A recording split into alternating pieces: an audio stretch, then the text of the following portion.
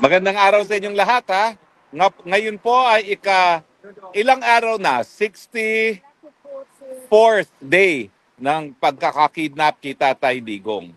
At ngayong araw po, which is a Tuesday, ang papalit po na next of kin kay Tatay Digong ay si Sir Bong at ang kanyang kabiyak. No? Sir Bong, kailan po kayo dumating dito?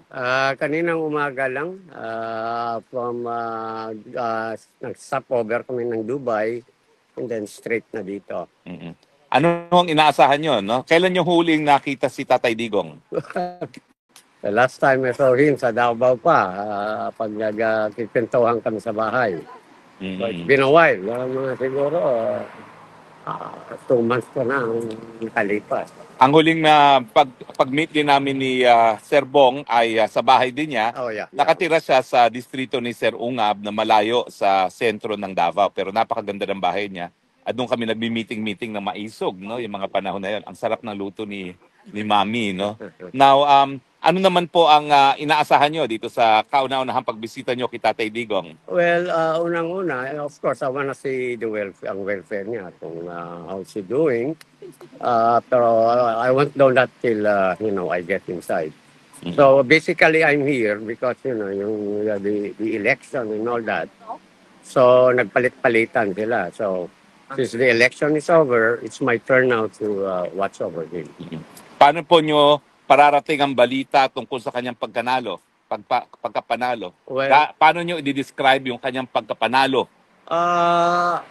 It's an overwhelming, vote of the majority.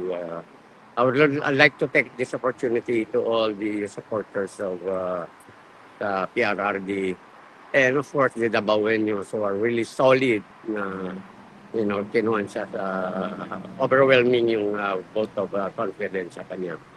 Ano naman po ang sasabihin nyo tungkol sa Duterte, no? At 5 naman po lumabas doon sa ating Duterte, no? Sa Duterte, I'm a little bit disappointed because I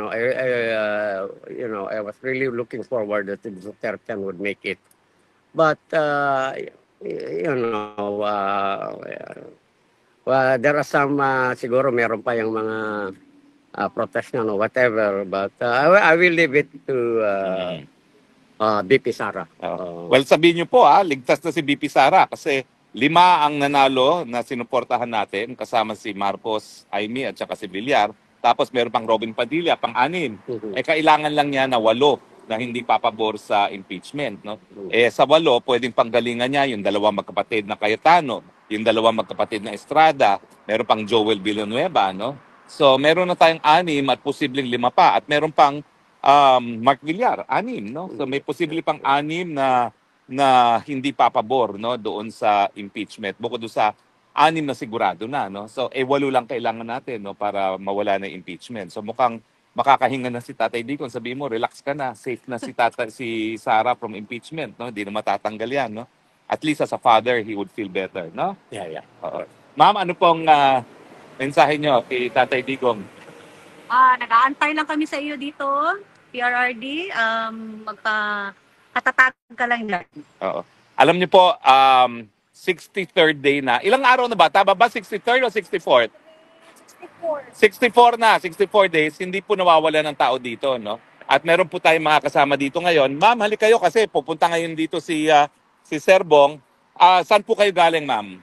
Galing po kami sa Minnesota. Ay, nako, ang layo ha. Talagang dinayo niyo siya from Minnesota. Bakit po? Dinayo namin kasi si Tatay Digong ang mahal namin na presidente, pinakamabait at saka pro-poor. At saka hindi tayo hinahayaan noong siya pa ang presidente. Ma'am, ano po pangalan niyo? Luz Roslyn. Roslyn. Kasama Pero ko yung asawa niyo. dito. Oo. Pero Ma'am Roslyn, never niyo pa na-meet ng personal si Tatay Digong, Hindi no? ko pa siya nakita, never met in person, pero kilala natin kasi siya ang presidente. At anong mensahe niyo? Dahil padadala ni Sir Bong ang mensahe niyo. Ang mensahe ko kay Tatay Digong, Tay, magmalig-on ka, Tay. Mahal na mahal ka namin. Kaya nandito kami. So, Tay, Sabihin niyo naiiyak si Roslyn. talagang ikaw lang talaga ang presidente na yung hindi pinabayaan ng mga Pilipino, safe kami sa sa admin mo, at saka pwede kami maglakad na yung safe, na hindi kami na worry na may mangyari. Sa totoo lang. So, Ako, maraming salamat, sir, ha. Pakirelay, ha. Yes, sir. Complete Yes. stranger na si Roslyn, nasa Minnesota, bumiyahe at nandito ngayon. Nasa labas lang kami ng wall. Sabihin mo, sa labas ng wall mo, hindi nawawalan ng mga Pilipino, walang iwanan. Meron din tayong kasama na galing sa talaga. Berlin, ha? O galing Germany. Halika kayo. Galing, yan. Ma'am, ano pang pangalan nyo? Kate po. Kate. And galing kayo ng Berlin. Taga saan kayo sa Pilipinas? Bohol. Bohol. Kate, and anong pangalan niyo pa po? Si Mayet at Mayet. Signy. O yan, papasok na po ngayon si Sir Bong, ang nakababata kapatid ni Tatay Digong. Ano pong papasabi niyo sa kanila kay Tatay Digong? Stay strong, healthy. Kayo po. Always pray kasi nothing is impossible with God. True. Yes, that's right. Well, yan po mga mensahe ngayon na Sir Bong ng mga Pilipino nagtitipon-tipon dito. Meron din po ditong mga taga Rotterdam, no? Mga kasawang mga taga Rotterdam, no? At bihira po itong pagkakataon kasi dahil bago pumasok ang isang kamag-anak, may mga pwedeng magpadala ng mensahe. Ano pong pangalan ninyo mag-asawa? Ay, ako po si Charlene po. Si Charlene at saka si Jason. Alam niyo po, regular itong si Charlene at Jason Serebong, no? Halos twice a week nandito sila, no? At ngayon sila nagdala ng pagkain na munggo. Bakit po talagang andalas-dalas yung pumunta rito, Charlene and Jason? Para pakita po yung suporta namin kay Tatay Digong po. Kung 64th day na po, siguro pang ilang punta nyo na rito? Siguro po mga 40 times na, 40 35 times. na rin Oo. po. Opo. Yan. Ni minsan hindi pa nami-meet in person si Tatay Hindi Digong. pa po. Pero bakit kayo sumusuporta kay Tatay Digong?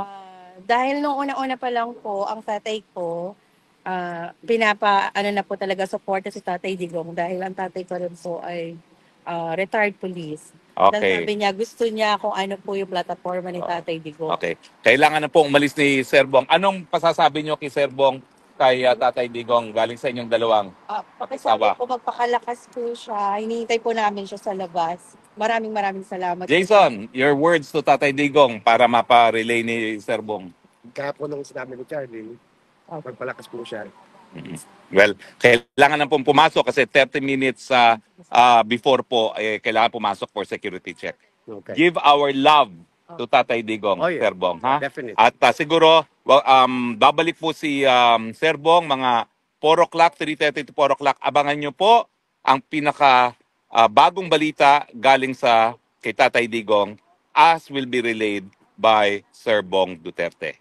Maraming salamat po. Okay? Sasamahan po kayo, ha? Sasamahan po kayo papunta doon. Ha? Okay.